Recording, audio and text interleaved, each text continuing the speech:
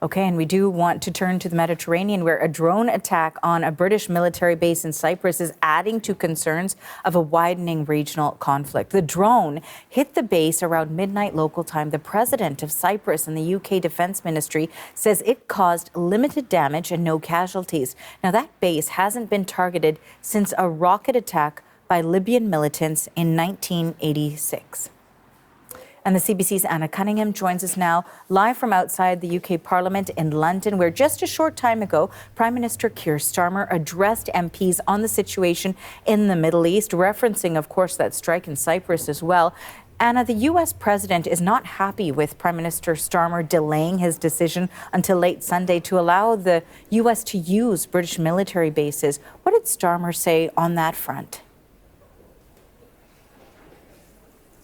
Yeah, I mean, the British Prime Minister Keir Starmer, in his statement to the House of Commons, made it very clear that the UK is not involved, was not involved initially in the US-Israeli strikes and is not involved now. However, he was explaining, putting forward his reasoning for changing his mind on that request that came from the US to use British military bases. And we did hear late on Sunday that he was giving permission to the US. But let's take a listen to what Prime Minister Starmer said a short time ago in the Commons. President Trump has expressed his disagreement with our decision not to get involved in the initial strikes. But it is my duty to judge what is in Britain's national interest. That is what I've done, and I stand by it. But, Mr. Speaker, it is clear that Iran's outrageous response has become a threat to our people, our interests, and our allies.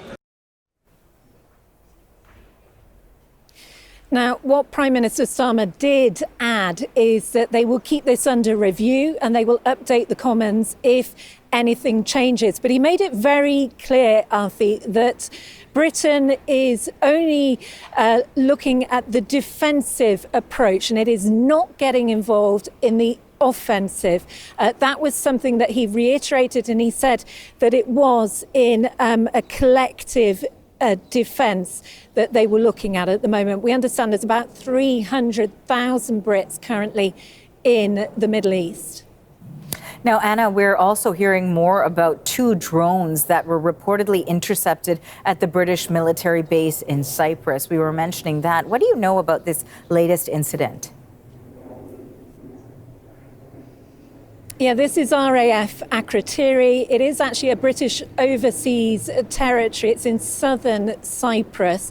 And late on Sunday, there were 2, we're told, Iranian-made drones that were heading for the base. One was intercepted, the other one was actually hit the base. But then 12 hours later, again, a second attempt, and we're told that 2 drones were intercepted there. Now, we know that the families of military personnel on that British base have now been moved elsewhere. We're also hearing that Greece has said it is now sending a warship, 2 warships to Cyprus, along with 2 extra fighter jets as well. So it's something which certainly the British Parliament is keeping a very close eye on.